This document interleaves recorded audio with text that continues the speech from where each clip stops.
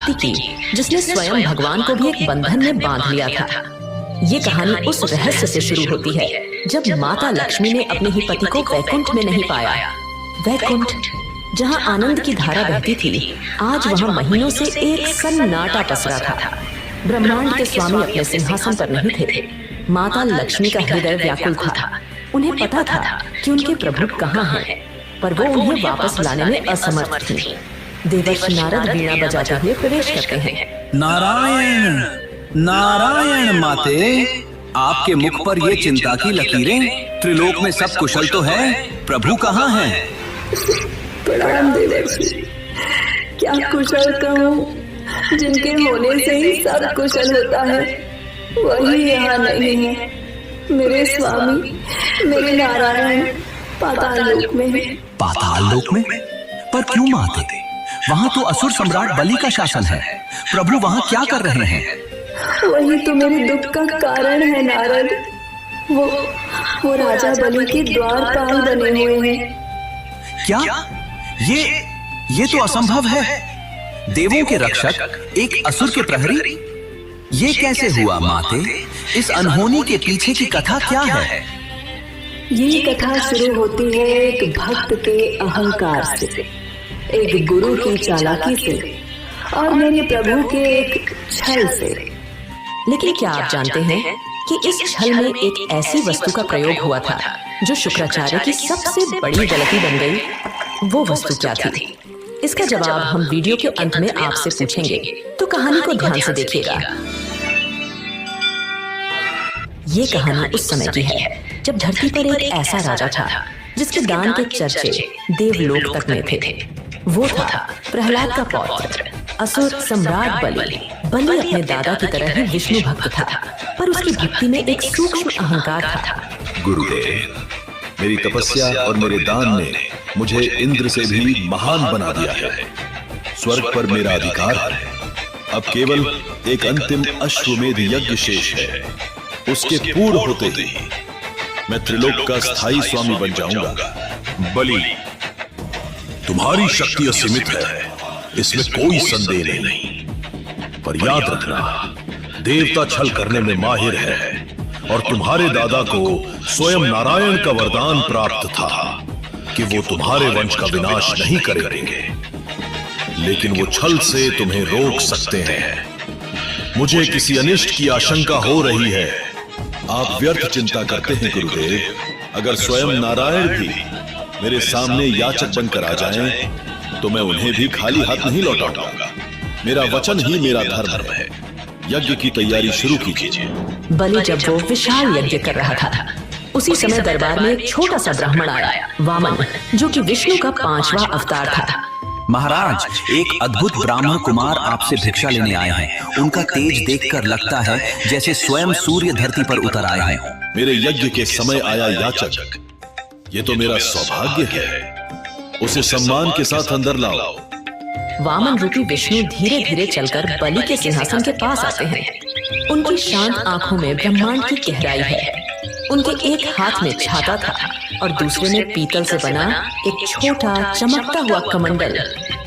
हे ब्राह्मण कुमार, आपका इस यज्ञ में स्वागत है। मैं प्रहलाद का पौत्र दानवीर बलि आपका अभिनंदन करता हूँ। मांगिए, आपको क्या चाहिए? सोना चांदी, गांव, हाथी घोड़े? आज आप जो मांगेंगे वो आपको मिलेगा। राजन, मैं एक साधारण ब्राह्मण हूँ। मुझे धन दौलत का कोई लोभ नहीं। मुझे तो बस अपनी साधना के लिए 3 पग भूमि चाहिए, जिसे मैं अपने इन छोटे पैरों से नाप सकूं। 3 पग भूमि, और वो भी इन नन्हे पैरों से? हे बालक, तुम तो मेरे दान का उपहास कर रहे हो। मैं तुम्हें पूरी पृथ्वी दान कर सकता हूँ। कुछ ऐसा मांगो जो राजा बलि की शान के लायक हो। राजन, संतोष में ही सच्चा सुख है। अधिक की लालसा तो कभी समाप्त नहीं होती। मुझे केवल 3 पग भूमि ही चाहिए। अब अपने वचन से पीछे मत हटिए। बलि, रुक जाओ, मेरी बात मानो।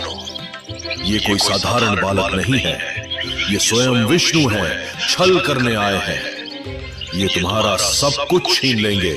इन्हें कुछ भी दान करने का संकल्प मत लो।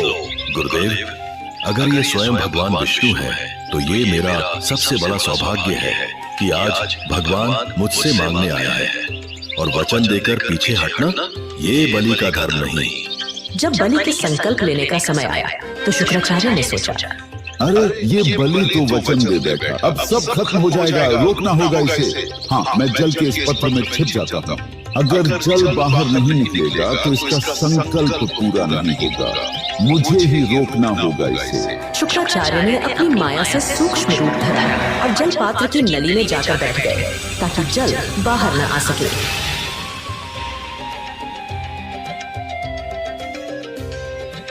अरे जल क्यों नहीं निकल रहा? वामन सब समझ रहे थे। तभी वामन मुस्कुराए और उन्होंने सूखी नुकीली कुछ घास का एक तिनका उठाया और मुस्कुराते हुए उसे पात्र की नली में डाल दिया। बलि ने अपना संकल्प पूरा किया और जैसे ही ये शब्द उसके मुख से निकले, इतिहास ने एक नया मोड़ लिया। उस छोटे से ब्राह्मण बालक का शरीर अब पूरे ब्रह्मांड में फैल रहा था। वो वामन नहीं, अब त्रिविक्रम थे। उन्होंने अपना पहला कदम उठाया और एक ही पग में समस्त भूलोक नप गया। उन्होंने अपना दूसरा कदम उठाया और दूसरे पग में संपूर्ण देवलोक और ब्रह्मलोक तक नप गया। विराट भगवान विष्णु बलि की ओर देखते हैं। बलि, तुम्हारे दान के अनुसार 2 पगों में मैंने पृथ्वी और स्वर्ग नाप लिए। अब बताओ, अपना वचन पूरा करने के लिए मैं तीसरा पग कहाँ रखूं? बलि के चेहरे से अहंकार का नकाब उतर चुका था। वो घुटनों के बल बैठ गया और हाथ जोड़ लिए। प्रभु, आपने मुझसे मेरा राज्य छीना, मेरा स्वर्ग छीना, पर आप मेरी भक्ति नहीं छीन सकते। ये शरीर नश्वर है, अगर कुछ बचता है तो वो है मेरा अहंकार। प्रभु, तीसरा पग मेरे इस अहंकार से भरे मस्तक पर रखिए और मुझे मुक्त कर दीजिए। नारायण की भक्ति तभी पूर्ण होती है जब उसमें प्रेम हो और स्मरण भी। अगर इस कथा ने आपके मन में भक्ति की एक लौ जगा दी हो तो वीडियो को लाइक जरूर करें और कमेंट्स में केवल नारायण नारायण ही नहीं बल्कि एक छोटा सा संदेश भी छोड़ जाइए। शायद यह संदेश नारायण के चरणों तक पहुंच जाए। प्रभु, आपने मुझे सब कुछ दिया, लोक, यश और कृपा, लेकिन मैं अब आपके दर्शन कैसे करूंगा? मैं चाहता हूँ कि मैं हर दिन आपके दर्शन कर सकूं। कृपया मुझे इस एक आशीर्वाद से वंचित न करें। हे बलि, तुम्हारी यह विनती भी स्वीकार है। मैं स्वयं सुतल लोक में निवास करूंगा, तुम्हारे द्वारपाल के रूप में, जिससे तुम रोज मेरे दर्शन कर सको। और इस तरह एक भक्त के वचन ने स्वयं भगवान को भी बांध लिया। तो क्या मेरे स्वामी को वापस लाने का कोई मार्ग ही नहीं है देवर्षि? क्या वो हमेशा के लिए एक प्रहरी बने रहेंगे? मार्ग है माते, हर बंधन को काटने का एक सूत्र होता है, पर इसके लिए आपको उस राजा के पास जाना होगा जिसने आपके पति को बंदी बनाया है, पर एक देवी के रूप में नहीं बल्कि एक बहन के रूप में। माता लक्ष्मी की आंखों में एक नई आशा की किरण चमक उठती है। माता लक्ष्मी ने एक साधारण स्त्री का वेश धरा और निकल पड़ी अपने स्वामी को वापस लाने। देवी, आप कौन हैं और इस तरह विलाप क्यों कर रही हैं? राजा, मैं बहुत अभागी हूँ। आज रक्षा का पवित्र दिन है, पर मेरा कोई भाई नहीं है जिसकी कलाई पर मैं ये राखी बांध सकूं। बहन, आज से मुझे अपना भाई समझो। लाओ, मेरी कलाई पर ये रक्षा सूत्र बांधो। इसके पश्चात माता लक्ष्मी ने रेशम के धागों से बनी एक सुंदर राखी राजा बलि की कलाई पर बांध दी। बहन, मांगो, उपहार में क्या चाहिए? मैं तुम्हारी हर परेशानी दूर करूंगा। भैया, मुझे मेरा पति लौटा दीजिए। ये कैसी लीला है प्रभु, जिनके मैं पाताल के द्वार पर प्रतिदिन दर्शन करता हूँ, जिन्हें एक भक्त की तरह निहारता हूँ। आज उन्हीं के लिए एक बहन बनकर आप मेरे समक्ष खड़ी हैं। मेरा धर्म क्या कहता है? एक भक्त का समर्पण या एक भाई का वचन? एक पल की खामोशी के बाद बलि के चेहरे पर एक शांत मुस्कान आती है और वो हाथ जोड़ लेते हैं। नहीं, राजा बलि हार सकता है, पर एक भाई नहीं। माते, आपने मुझे भाई बनाकर धन्य कर दिया। आपका पति आपका है, आप प्रभु को अपने साथ ले जा सकती हैं। राजा बलि, आज श्रावण मास की ये पूर्णिमा इतिहास में रक्षा बंधन के नाम से जानी जाएगी। ये त्योहार भाई बहन